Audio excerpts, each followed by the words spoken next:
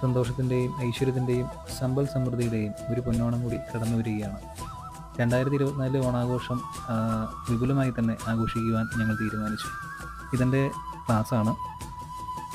Yoga kung fu training നടക്കുന്നത് ഇവിടെ വെച്ചാണ്. കുട്ടികളെല്ലാം കൂടി ചേർന്ന് ക്ലാസ്സെല്ലാം വൃത്തിയാക്കി അവിടെ ഓണാഘോഷം നടത്തുവാനുള്ള തയ്യാറെടുപ്പിലാണ്.